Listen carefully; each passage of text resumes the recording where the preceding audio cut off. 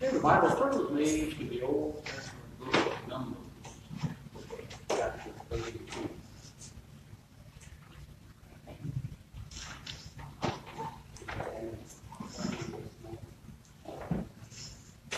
Supposed to be Jordan Melton singing that song.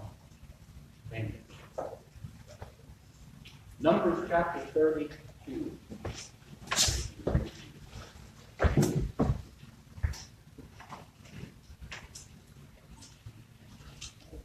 Reading verse 1.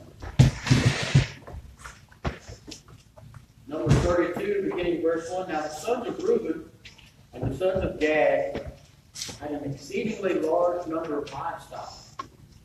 So when they saw the land of Jazer and the land of Gilead, that it was indeed a place suitable for livestock. The sons of Gad and the sons of Reuben came and spoke to Moses and Eleazar the priest and to the leaders of the congregation, saying, Adaroth, Dibon, Jazer, Nimrah, Heshbon, Elialah, Seba, Nebo, and Begon, the land which the Lord conquered before the congregation of Israel, is a land for livestock, and your servants have livestock. They said, if we have found favor in your sight, let this land be given to your servants as a possession. Do not take us across the Jordan. Let's pray. Father, we come before you this morning, Lord, as we lift up this portion of the service. We pray, Father, now as we present your word, that you will give me to reach, Paul, of what you've given me to study. Pray that hearts and minds will be receptive to your word and to your will. Father, if there's anyone here who is outside of the will of Christ, may this be the morning that they are obedient to your gospel message. I'll be with us. Help me in my need as I teach. For all of them out there to give you praise, the honor, and glory. And we ask in Jesus' name. Looked up in the dictionary the word complacent.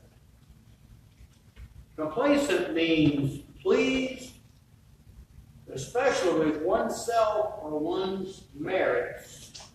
It also says self-satisfied. How many here do not want to be complacent in the things of God? How many here want to be all that God has called you to be? Well, believe it or not, the enemy, the devil, Satan, the old fellow, Lucifer, whatever you want to call him, he would like to get you and I to become complacent or be satisfied in the things of God and miss out on what God really has in store. Now that's what has happened to the tribes that we just read about in Numbers chapter 32. They were promised by God to enter into Canaan, but they got comfortable with the land that they were in, and they wanted to stay right where they were. Now, what happened was they came out of Egypt. They conquered the Moabites and Midianites, and now they were on the way to the Promised Land. But on the way to the Promised Land, they ran into some land that had some very green grass, which was good for livestock. They had a lot of cattle, and cattle need a lot of grass to graze. So they figured instead of going into the Promised Land, why don't we just go talk to Moses and see if we can just stay right here. This land is suitable for livestock, and we got a lot of cattle. You see, the Lord wanted to give them Canaan, but they wanted to settle right where they were. Now, they were no longer in Egypt, but neither were they in the Promised Land. So one day they came to Moses and said, Moses, we have something to ask. We want to know if it's okay if we just stay right here in this land because it is green and has a lot of grass and we have a lot of cattle. just stay right here. We don't want to cross the Jordan. Now, crossing the Jordan represented more work, more faith, more commitment.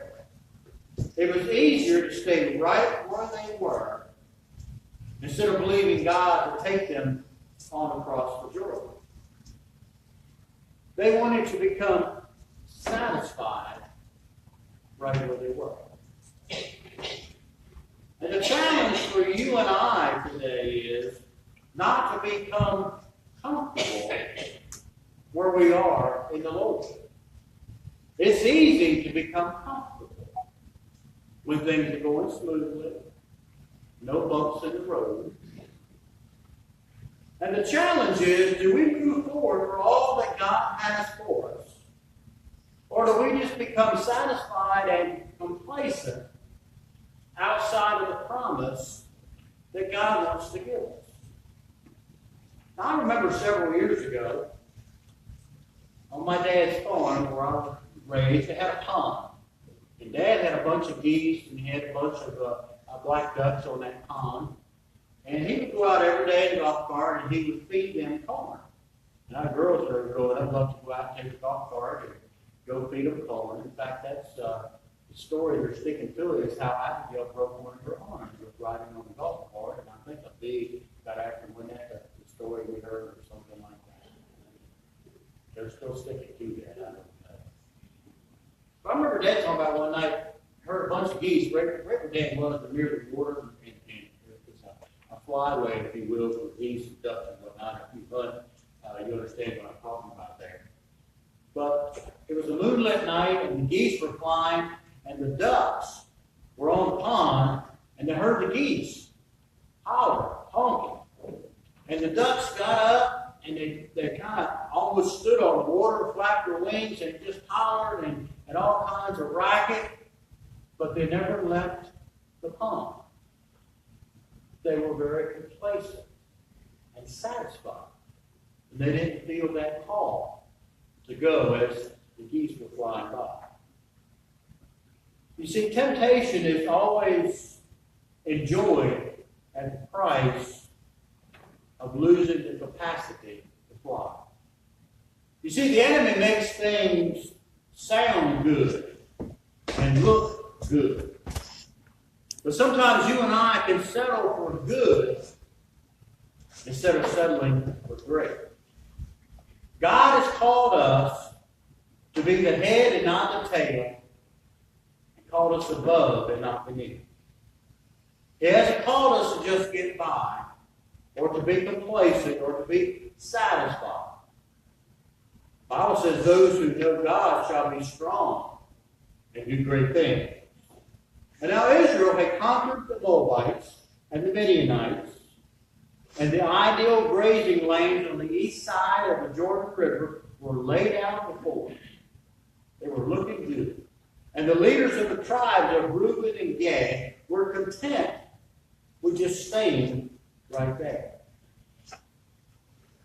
And after you and I have conquered a few things in our walk with the Lord, we need to be careful not to become complacent and settle outside the promises of Almighty God. I want to bring out 3 areas this morning quickly that you and I will be tempted to become complacent in. Number 1 is mental. The way we think and look at things. You know, it's easier to move physically than it is mentally. And sometimes we can physically be in a different place, but our minds are still in the place where we left it. Y'all been there?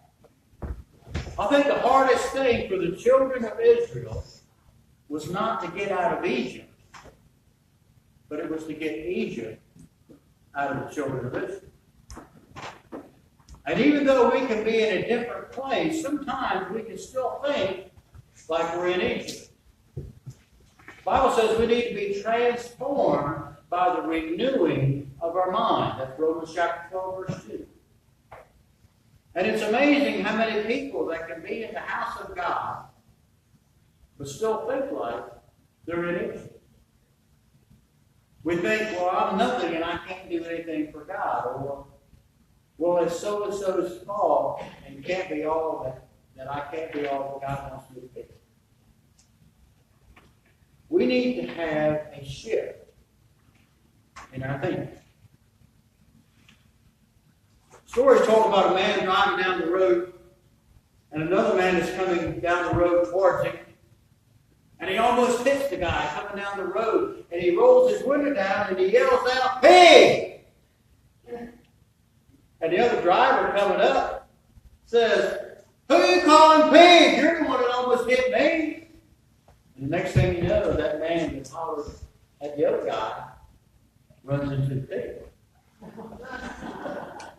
You see, sometimes we think that people are always out to get us. Why did my elder make that decision? Why did he do that? Why did he do this? Why did the preacher say that? Well, he's not singling you out. He just doesn't want you to run into the pig. Another area we need to be careful not to become complacent in is our finances and the way that we are stewards of them. I've used this illustration before, and I'm going to use it again. I thought it was kind of good. A man had a heart attack. He's in the hospital. He's clinging to life, and he could hardly have any company. They didn't want him to get excited. While he was in the hospital, he had a rich uncle who died and left him $10 million. And the family's trying to decide how we're going to pay. One guy said, "I know what we'll do. We'll send a preacher in." Those preachers always get the big job. So they sent the preacher in, and he gradually led up to the question, and he said, "Man, what would you do if you inherited $1 million?" And he said, without thinking, "I'd give half of it to the church." And the preacher dropped dead. You know, it's amazing how we can settle financially outside of the blessings of God. But are we using our finances to further His kingdom? We're comfortable in our giving. We give a little here, give a little there. But are we using it for God's kingdom? If we don't take Him at His word, when it comes to our finances, then maybe our emotions or our situations will get in the way of our giving.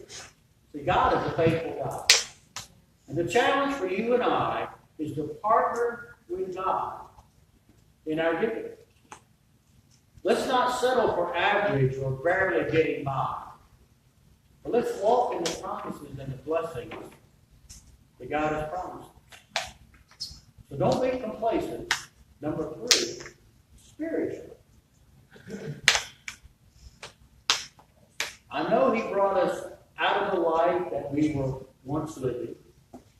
But my question is, are we going to do all that we can that God has enabled us to do? We don't want to cross the Jordan. We don't want to pay the price to go through all that God has for us. So we can be tempted to settle in a very comfortable place in our walk with the Lord. We no longer are bound by sin. We've been immersed into Christ. We come to church faithfully. But are we doing all that we can do for the Lord?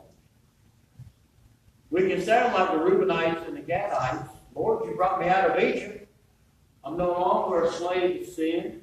I'm not doing the things that I used to do. I don't run around the crowd that I used to do. But just don't make me cross the Jordan." But God may be calling you to a higher level in your walk with Him. The Reubenites and Gadites wanted to settle for good, and God wanted it to be great. We don't want to be average or complacent, but we want to go after all that God has for us. He might be telling you that He needs you to work in a particular ministry at church. He might be calling you to teach a Sunday school class. He might be calling you to become an elder. Might be calling you to be a leader. God could be telling us today,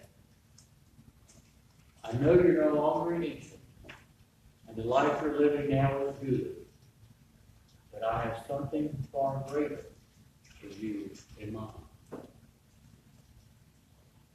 Some of us may be comfortable in the land that we're living right now. God's saying, I have more for you. There's a reason that God created you and I, and we're settling outside of Canaan. My desire for you today is to serve you a sample of what God has in store for you, to let you taste that sample, and you want to come back and buy the whole thing. I thought of going to Sam's. How many have been to Sam's? Most of us have. We like to go kind of early because we get to go in and get breakfast. You got Sue over this corner giving something this way, and somebody else is over in the corner giving this way. You ever done that? Brenda's over there doing that. And you almost get filled up. I think it was last year when they had the, what's those little rolls? The Hawaiian rolls. And they had a slice of ham in there. I don't know how to do it. You ever been walking around and they give you that free sample of whatever it is they're cooking up? And you're so hungry, you got to go back, and you go around the corner and come back again, and you get the second sample. Try to act like you didn't notice the first, and you do it again. I want to be like that today. I want to give you a sample of what God wants to do in your life, hoping that when you taste it, you'll want to come back and do more. I don't just want to be camped outside of my promises and be comfortable, but I want to enter into the promises that God has for me. You didn't bring me up out of Egypt to settle on the east side of Canaan. God brought me out to take me in to be all He wants me to be. I want my life to count for the Lord Jesus Christ. Moses feared that the attitude of the tribes of Reuben and Gad would keep the other tribes from going into the promised land. And their attitude said, we've fought enough and suffered enough already. Just let us settle down here and be comfortable. Moses' fear had a foundation. Because if you want to press on with the things of the Lord and go deeper and further with Him, there's a sure way to discourage that desire. Start hanging around other people who are content with where they are, what they are, and what they have, and don't want to press on with the Lord. Complacency is contagious. I encourage us today, and we come to the invitation number 326. I encourage us to not be complacent and content, but to strive to do more, give more, and work more for the kingdom of the Lord Jesus Christ. 326 will be an invitation. If you're here today, you've never made a decision for the Lord Jesus Christ, you can step out from where you are. You walk down this aisle, you confess Jesus Christ as Lord and Savior, confess your sins, repent of those sins, and have those sins washed away with that water and grave of baptism, and then leave here to be faithful in the death. Number 326, we'll do the first stanza only. Let's be standing.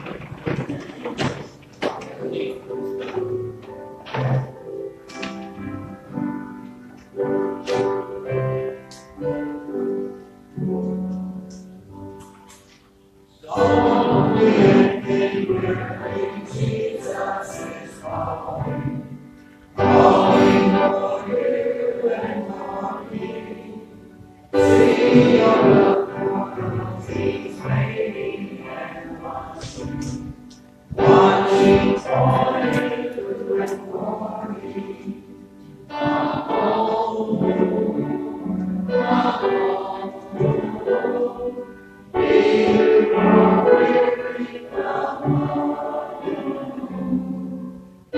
mercies and grace, Jesus is calling, calling all sinners and all.